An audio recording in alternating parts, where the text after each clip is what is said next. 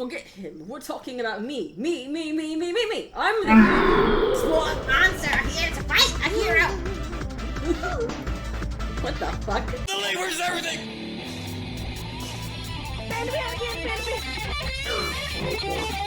What's up,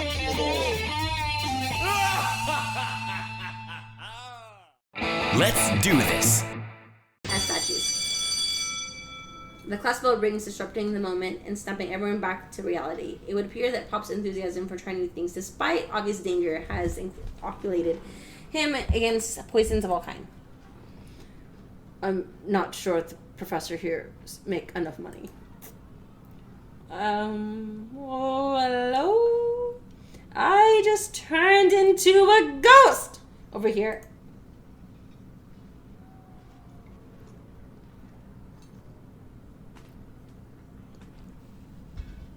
Seeing that you're shaken up by that really annoying student and his nonsense, Colonel Sanders approaches you. I'm sorry you had to go through that. Please let me walk you home. What? Like, for real? Oh, come on. You follow Colonel Sanders out of the room. At night, the school building has taken on another vibe entirely. It's dark. It's more than a little spooky. It's beautiful. Look at that. Bam. Beautiful. Colonel Sanders stands in the quads in neon glow and speaks softly. Those mashed potatoes you made in class today. Before you go on, I want you to know they're not a great representation of my skills. I didn't even realize I was making them. They were amazing. Tasting them, it reminded me of why I became so passionate about food to begin with. Colonel Sanders is getting choked up. Cooking is obviously important to him in a way that you find inspiring. Now might be the perfect time to tell him you're developing feelings for him. Is that what I'm doing? Colonel Sanders? Yes, Panda. There's something I need to tell you. Hold it right there. There's something I need to tell you first. Oh, jeez. You see, when I was just a boy, I had a dream that one day I would be the greatest chef in the world has ever seen. And every day since, I have been working towards that dream, day and night, never stopping, never resting. Also, lifting a lot of weights. Like, so many weights. We should follow our dreams with all our hearts, that our souls may grant them like wishes floating onto a shooting star. Hey, no, you, shut up! I'm the one here to say inspirational stuff and be the star of the story. Are you forgetting that your cooking literally killed a guy? You cannot prove that. I also saw you kill that guy. What was his name? Somewhere in the distance you hear a long, sad sigh. Forget him. We're talking about me. Me. I'm the hero. Spork Monster, here to fight a hero. What the fuck? I think I left the fridge door open. Later, nerds. We will not let harm come to another student, except for that ghost kid. I kind of dropped the ball on that. Be afraid, be very afraid of me, because I'm a monster, see? He is rhyming on purpose, or is that just coincidence? Before you can syntax any further, it's a turn-based fight sequence. What will you do? Attack, defend. You decide to defend. Which defense do you do? Okay. You close your eyes tight, and then open one just enough to squint and see that the Spork Monster crossed the battlefield. For some reason, this makes you feel more prepared for what comes next. Spork Monster goes on the attack. He spits hot gravy at you. Ah, fuck. I take a damage. Fat lot of good that defense did. Okay, attack. You decide to go on the attack. Cook with love. Chow down. Chow down. Chow down does 2 damage. The fire in your belly makes you stronger. Spork Monster is really feeling threatened by your attack. Spork Monster focuses their mashed mind and draws energy from the Mother Earth itself. They grow larger and more intimidating. How will you respond? Attack. Cook with love. Okay, I only have 2. Does 1 damage. Spork Monsters, no quitter, buffed up and ready to rumble. They go on the attack once again. They use utensil.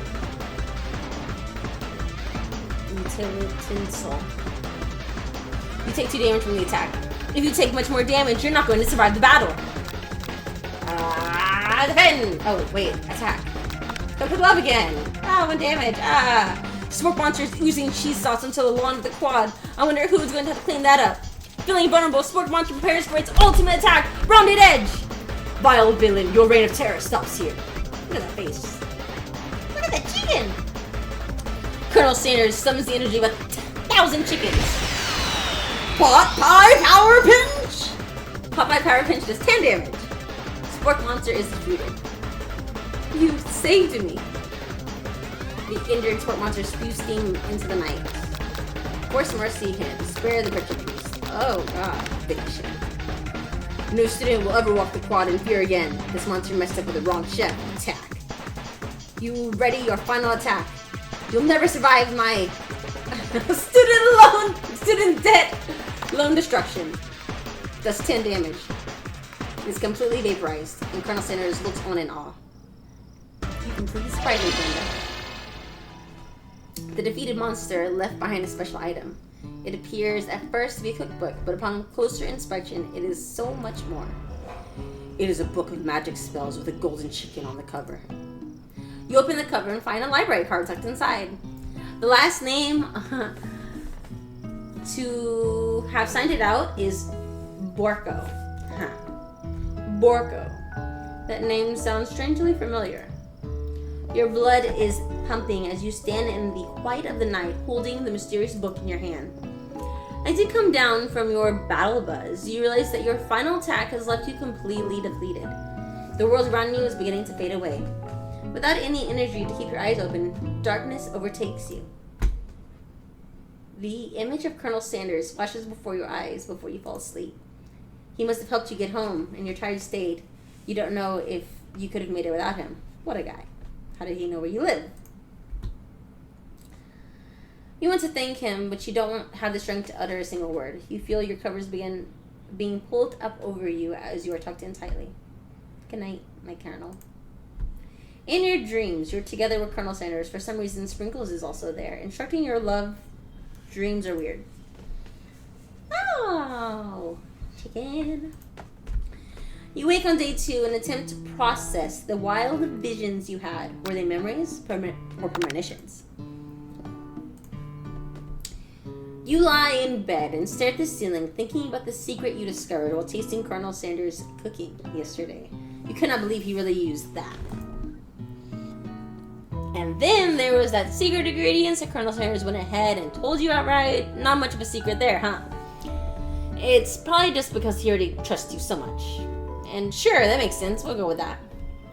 You meet up with your bestie in front of the school. Before you can tell her about the encounter with the Spork Monster, she launches into a story of her own. Okay, I know this might sound a little strange, but I think I might be, I think I might like Clank. Like him? Like? I know it sounds like it's moving too fast, but there's something about him. I like him. I like him. We got into talking after class, and he's actually a totally sweet guy. Not only that, but he's also really smart. He told me about these stories about Colonel Sanders. Did you know that Colonel Sanders was the most popular kid in his high school? No, but that does make complete sense. Yeah, so he was so popular that he was voted prom king at school and he didn't even go to it. And was also, like, convertible that he rode himself in the front of the homecoming parade. I'm thinking maybe something got lost in the pressure cooker language translation there. Either way, maybe it'd be best if you took it slow with this new boy like I am with Colonel Sanders. You and Colonel Sanders, the coolest guy in school, the most famous students ever attend University of Cooking School Academy for Learning? You're a thing now? We definitely connected yesterday. Sure you did. You're great. Why wouldn't he be into you, I guess? Laughing at the implication that you and Colonel Sanders might be a thing is definitely not cool. You are great. You have an idea about how to prove that your love is real. Well, if he's not into me, why did he tell me one of his secret ingredients? However, you don't tell her that you know a second ingredient too, which you discovered on your own. Your bestie's eyes light up. A secret ingredient? Yeah, I just said that. A secret ingredient. Is there a dramatic echo in here? Miriam checks to make sure that you're alone before continuing.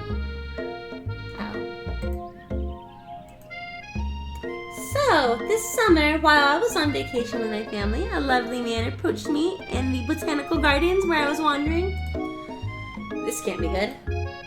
He told me all about his passion for spices, secret spices. The man even gave me some to show me what he meant. He said it was a powder created from super duper rare dried flower petals, and that if I did him a big favor, I could have some of my own. Please, Miriam, don't tell me. So I filled my suitcase with them and brought them home. He was so nice, he even met me at the gate when I arrived.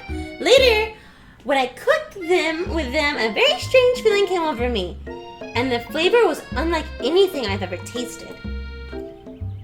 I think you're being very literal with the meaning of spices here. Whatever. Anyhow, we both shared an interest in cooking, so we stayed in touch, pen pals. I bet he would love to know more about new spices. Well, I definitely not supposed to share Colonel Sanders' secret recipe, and besides, I only know the one ingredient, so I doubt it'd be much use to anyone. Please, please, please, please. It would mean the world to me. No one has to know it came from you or from Colonel Sanders. What do you think? Should you protect Colonel Sanders' secret or share it with your bestie? Tell her the ingredients. Make a fake ingredient. Lying is fucking despicable. Okay, I'll tell you, but it has to stay a secret. She's not gonna keep it secret. Miriam nods furiously. Liar. He told me that he uses chicken shins. Never would have guessed that, would you? Her eyes light up, imagining such a thing, and you figure that you've satisfied her curiosity and she'll move on. However, she immediately turns around and does a thumb up typing on her phone. No, does some phone typing on her phone that you can't see. Probably not good. Before you can ask her to confirm that she's definitely not texting secrets to other people, you're interrupted. A wind rushes in. Cherry blossom petals fall in the air. Oh, he's gonna catch you. Colonel Sanders. He's arriving on a horse. At school. On a horse. He's like not amused. It's chickens. Run to him. Stand back and admire his majestic glory. Colonel Sanders' horse is truly a thing of beauty. Yes, it is. Look at that precious little thing. Without ever acknowledging that he's been watching, he does a short horse dance before dismounting with a flourish. He then slaps the beautiful creature gently on its rear, kinky, sending it running free into the countryside. You are so struck by the sight of him that you lose the ability to speak coherently. Oh, I didn't realize anyone was watching. Don't worry, he knows his way home. You attempt to compliment Colonel Sanders, but the words don't come out exactly right. What a horsefully beaut you have. I mean, a horsefully beaut you have. Ah, dang it. That's what I just said. Being a good friend, Miriam attempts to cover for you.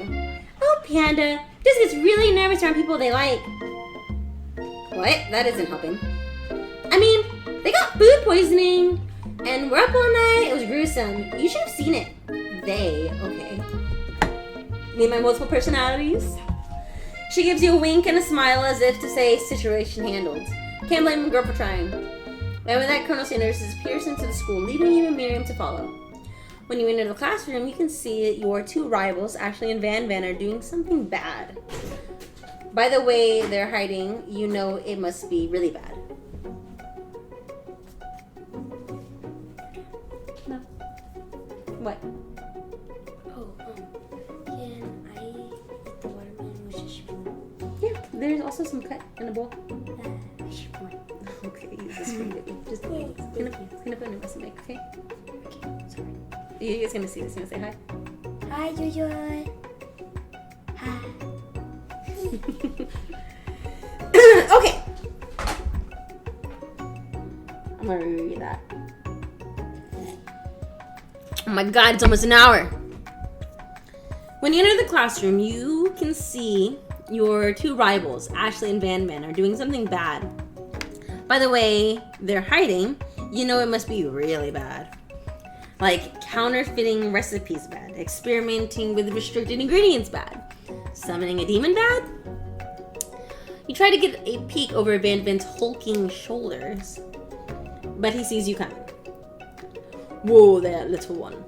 I'm not sure you're ready to handle this. Why don't you make like a V and mind your own wax, honey? Tell them to stop acting immature.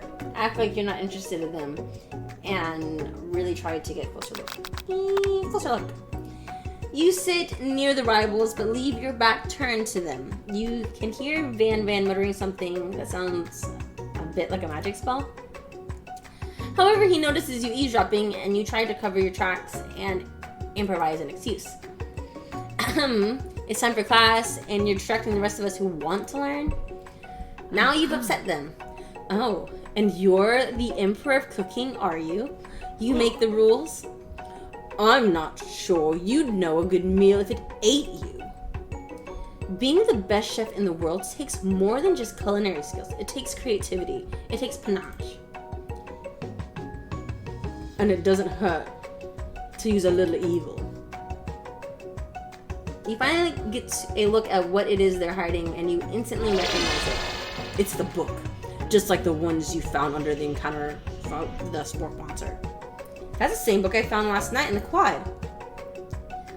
Ashley immediately elbows Van Van, who hides the book behind his back. I don't know what you're talking about. That book is a family heirloom and its contents are secret. You notice that they haven't just been studying the book, they got pop pinned to the wall and they're tossing potato skins at him as he tries to catch them in his mouth. We're playing! Before you can dig in any further, you're interrupted by the arrival of some more students. It's almost time for class. Beep! Clank must be running late. He's in such a hurry that he rolls right over Van Van's meaty foot. Hey, watch it, you bucket of bolts! You watch how you talk to him. He didn't do anything. Smart. Who do you think you are talking to? I've never heard such language, not even from a stand mixer. No, your mother was a stand mixer. Van Van jumps to attack Clank, but Clank shocks Van Van and sends him flying across the room. Protect me, Colonel Sanders. These crazed men are about to come to blows. I think it must be over me. Oh God. Protect me, Colonel Sanders. These crazed men are about to come to blows. I think it must be over me, but I'm not interested in either of them. Ashley's tone has completely changed in an instant. She bats her eyelashes at Colonel Sanders. Surely he must know that this is a ruse, right? Gentlemen, get a hold of yourselves. Save it for the arena, at least. Or don't. Honestly, what do I care? I've got a lofty career aspirations to focus on. Maybe I can help you with your business plan. Just then, Sprinkles arrives to signal the true start of the class today. He's panting, which doesn't seem to be abnormal. He's a professor, but he's also a dog. Students, please take your seats. I apologize for my late arrival. I spent the morning chasing a car all around town, and then my tiny legs are very, very tired. But I'm here now, and I hope that you're ready to learn. As you try to give Sprinkles a pat on the head, he snarls at you. Sorry. I get a little worked up if people try and pet me before I've had my morning coffee. Let that be a lesson to you. After he catches his breath, Sprinkles regains control of his classroom. Without further ado, we'll review the global history of my favorite fowl, the chicken. He wants to pay attention to class, you truly do. Which is why in 1776, as the signing of the Declaration of Independence, it was a chicken who first signed their name. But you can't help but daydream about Colonel Sanders, and you miss most of the important parts. When you come to, Sprinkles is holding a tiny tray of food in front of you. Well, Panda? Naturally, this appears to you to be a simple platter. Which item do you want to sample? Dog biscuit, a pepper, a glass of water. Oh god. Toilet water, spicy pepper, dog food. Pepper. A brightly colored pepper stands out from the other items. It sparkles in the most eye-catching way, so naturally you reach out and grab it and eat it right away. However, your body is not prepared for the heat. The pepper has triggered an intense spice hallucination. It feels like forever as you trip through the universe. My friend, this guy again. I'm here to give you an important message. Ooh. You must avenge my death and fulfill your destiny. All you must do is... I was saying, to fulfill your destiny, all you must do is... I'm sorry, I think I got spice stuck in my throat. Jesus. It's fine. I'll work through it. To fulfill the prophecy, you must... You feel yourself begin to regain consciousness.